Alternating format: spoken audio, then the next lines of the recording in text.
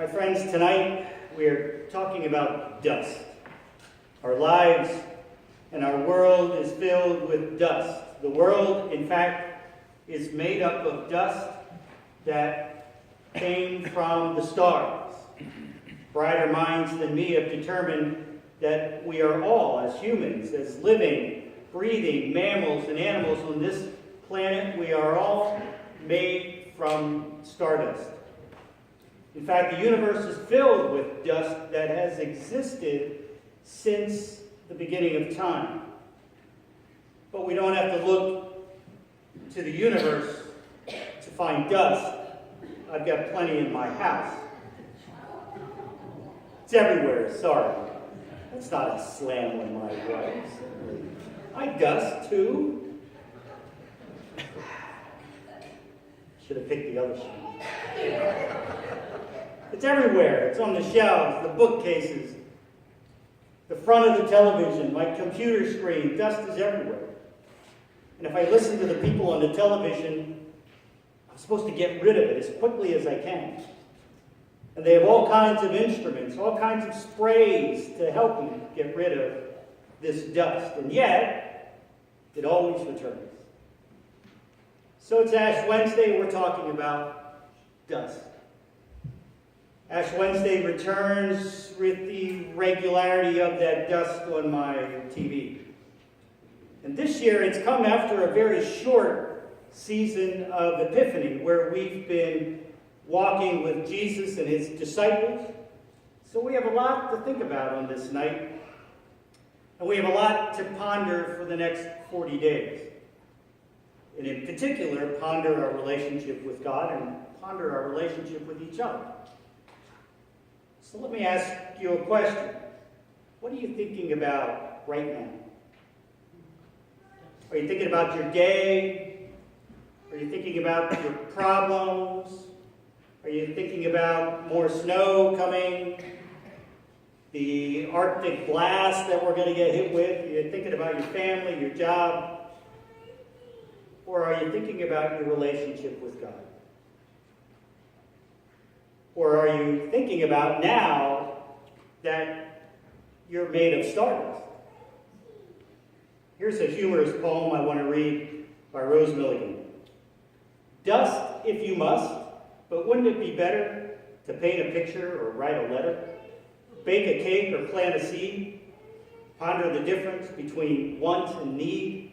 Dust, if you must, but there's not much time with rivers to swim and mountains to climb, music to hear and books to read, friends to cherish, and a life to lead.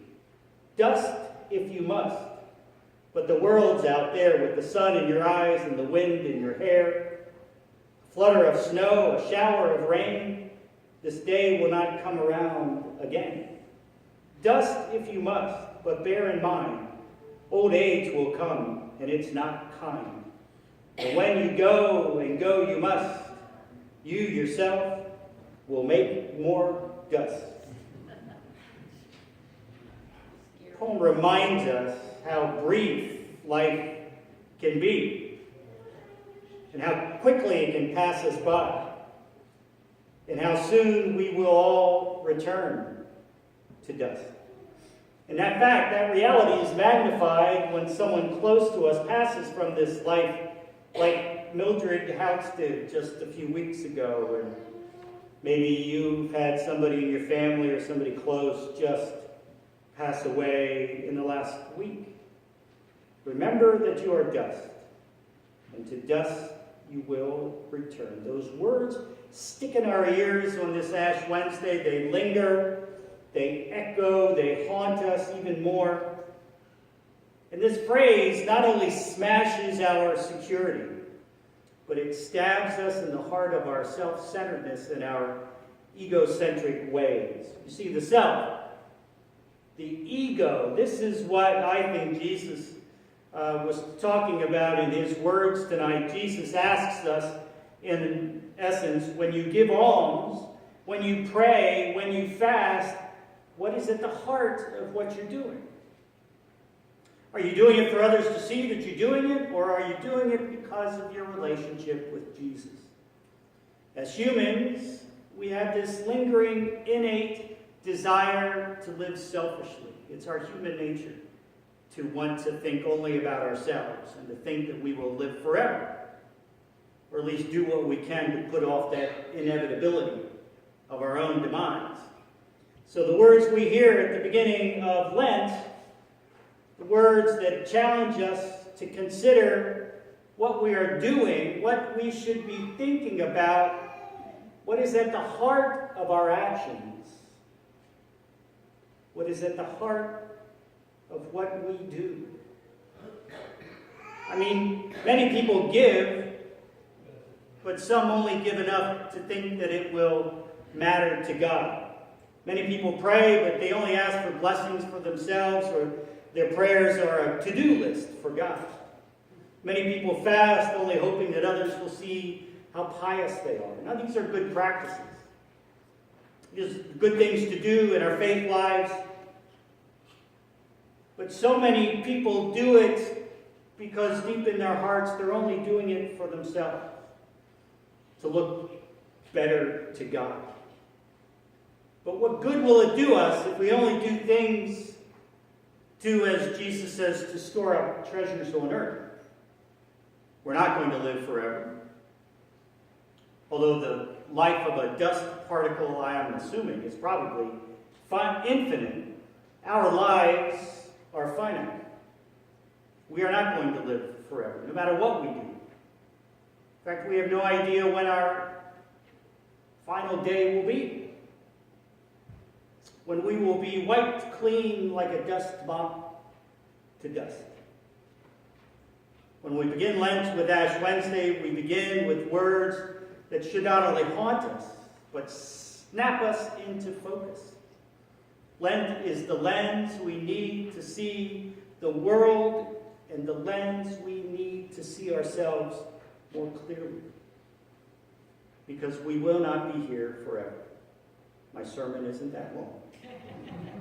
Remember that you are dust, and to dust you will return. The dust that settles to your earth from the universe is dust, as I said, that has existed since the beginning of creation. It has settled on this planet, and it has formed on the surface of this planet. It's the same dust that God picked up to breathe life in, to create you and me. My friends, we are stardust.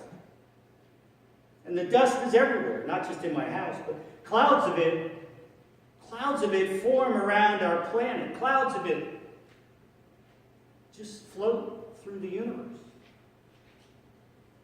The dust and the dustiness that these ashes on our foreheads that we will receive tonight represent and mark this reality. We would not exist without God. And apart from God, there is no life.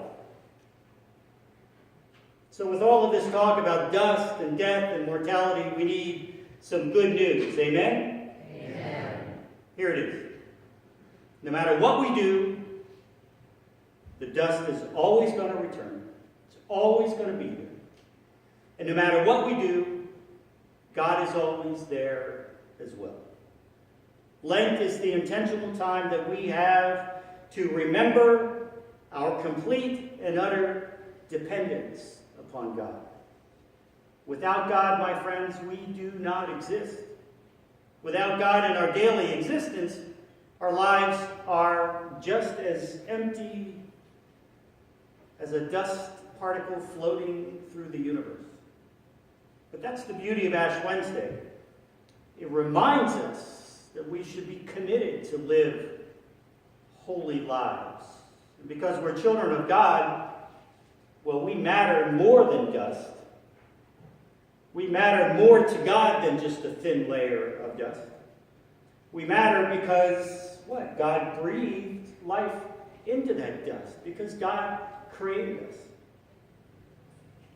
So we are called to rediscover who we are as God's people in this season of Lent.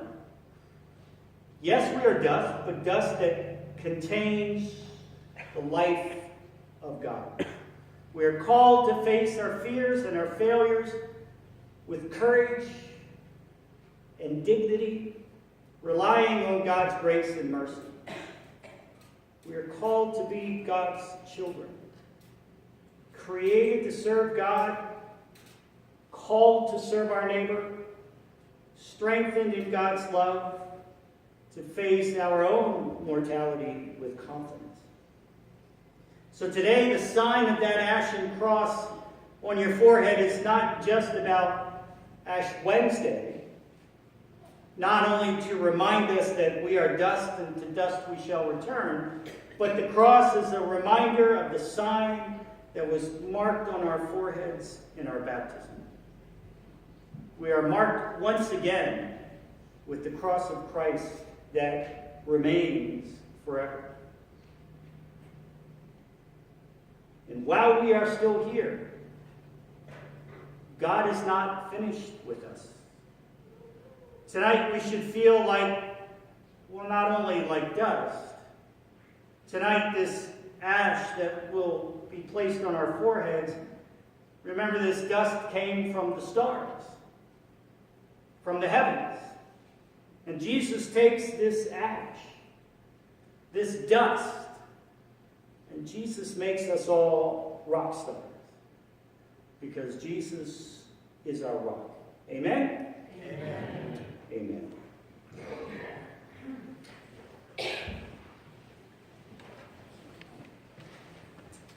I'll ask you to please stand as you are able.